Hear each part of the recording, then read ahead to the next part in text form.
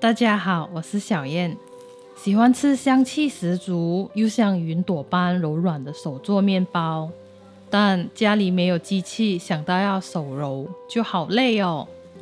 今天要分享的是一款不累又超简单的免揉汤种三文治吐司。我们先来准备汤种，将75克的清水或牛奶和15克高筋面粉倒入锅里，搅拌到没有疙瘩。使用汤种法能让面包减缓老化和柔软。然后开小火一直不停地搅拌，大约30秒后，看到面糊刚开始变浓稠，就可以关火起锅晾凉了。面粉在大约摄氏65度就会变质，吸水性会变强，面筋也会变软。接着我们来做面团，将一粒室温的 A 级鸡蛋打入大碗里，蛋液大约是60克，再加入50克的牛奶或清水。如果你是用比较小粒的鸡蛋，就在牛奶的部分增加分量。接着加入3克速溶酵母，还有20克糖给酵母提供能量，和3克海盐来增添风味。摸摸看汤种不热就可以加进去了。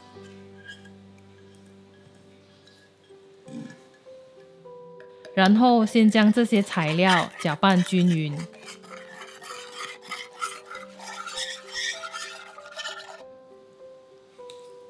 再加入225克的高筋面粉，我喜欢分2到3次加进去，觉得这样比较好搅拌。关于面粉的选择呢，个人建议使用日本高筋面粉来做这款面包，因为面粉的蛋白质含量和吸水性越高，面团就更容易起面筋，这样即使没有揉面也能得到很不错的面筋。差不多将面团拌到这样，就可以加入20克的室温软化黄油，有盐无盐或融化黄油也都 OK。重要的是不要放冰冷的黄油，它会影响酵母的活跃度。然后用手翻折和按压面团到没有干粉。黄油是有一定的程度会阻碍面筋的形成，所以才建议等面粉拌匀，形成基本的面筋后才加入。混合均匀后，就将它盖上醒面20分钟。这个过程也叫水合法，就是用时间等待面粉里的蛋白质和水自动形成更强韧的面筋。20分钟后，我们打开来看看，这时候的面团已经能轻易的拉出薄膜了。我们再将它拉折按压大约15次，这样来活动整理一下它的面筋。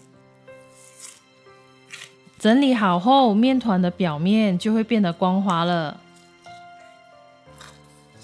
将它收圆，然后盖上盖子或湿布，进行第一次发酵1个小时，或直到大约2倍大。1个小时之后，打开盖子，按压面团排气。这时候的面团开始比较粘手了。我的面团的总重量大约是460克，将它平均的分成3份，然后像这样用手将它们滚圆滑。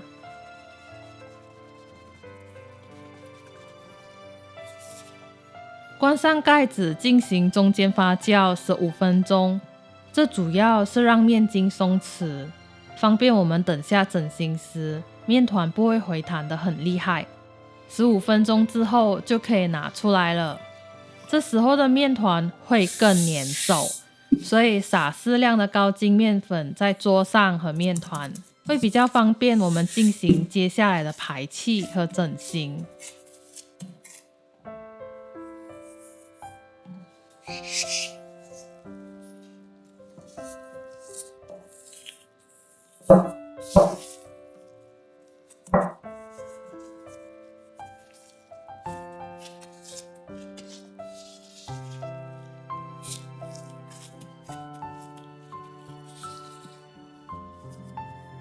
每个面团卷的时候都要尽量的按紧它，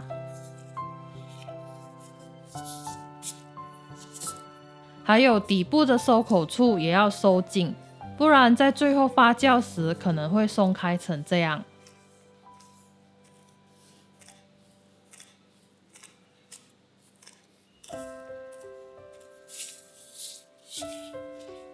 然后将面团放入吐司模里。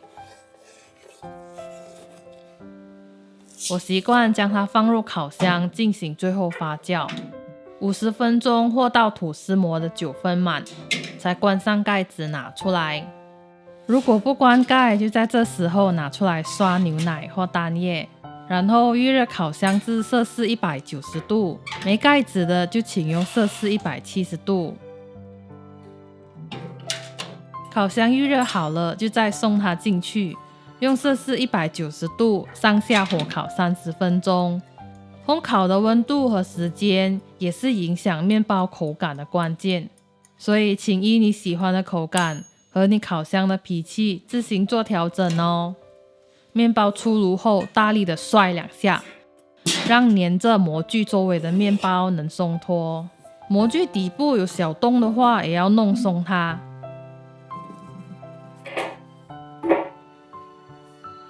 脱模后放在凉架上晾凉最少1个小时，等面包的内部组织稳定后才比较好切片。有些人建议隔天会更好切，但我已经抵挡不住面包香的诱惑了啦。切好的面包建议收进密封的容器或袋子里，放在室温里能保存大约3天。第3天的口感虽然已经没那么软了，但整体还是不错的。好啦，这期的分享就到这里，喜欢的话请帮忙点赞、订阅和分享给你的亲朋戚友哦。我们下个视频再见，拜拜。